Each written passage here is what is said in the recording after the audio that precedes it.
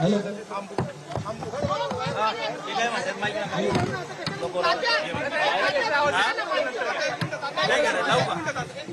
Mic नको ना माझा थोडं मागे सारखा शांतता सर्वांनी शांतता बाळगा बोला त्याच्यावर काय प्रॉब्लेम नाही काय नाही होत निवेदन करा नंतर नमस्कार मी आता गेली 25 वर्ष सातत्याने सुरुवातीच्या कालावधीमध्ये शिवसेना हे मागचा आवाज बंद करायला शिवसेना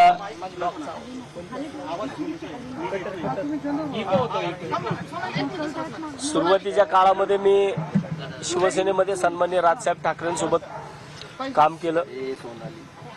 पुणे शहरामधील शिवसेनेचा पहिला कार्यकर्ता की ज्याने सन्माननीय राजसाहेब ठाकरेंनी ज्यावेळेस राजीनामा दिला शिवसेनेचा त्यावेळेस मी सुद्धा कॅन्टोन्मेंट विधानसभा मतदारसंघाचा उपविभागाध्यक्ष होतो.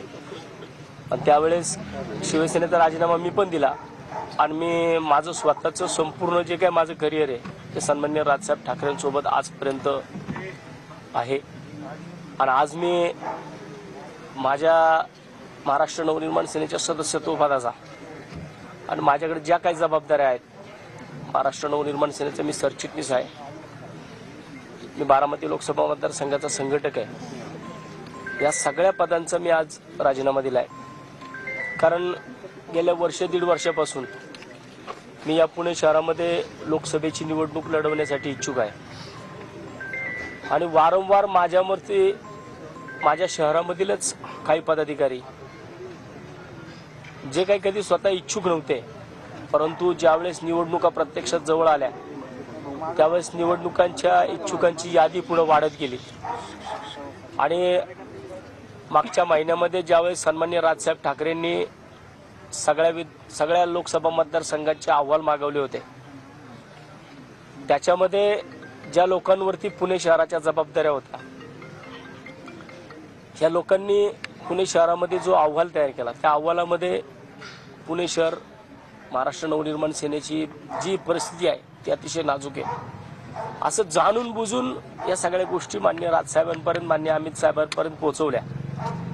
एक निगेटिव्ह अहवाल जो पक्ष संघटनेचा जो की पक्ष संघटना वाढीसाठी अतिशय मारक आहे तो ह्या लोकांनी पुढे पाठवला.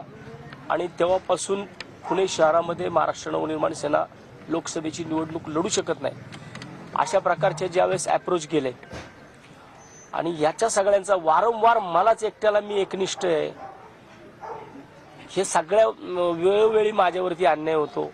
आणि शेवटी मग मला आज माझ्या या सगळ्या गोष्टींचा कडेलोट झाला.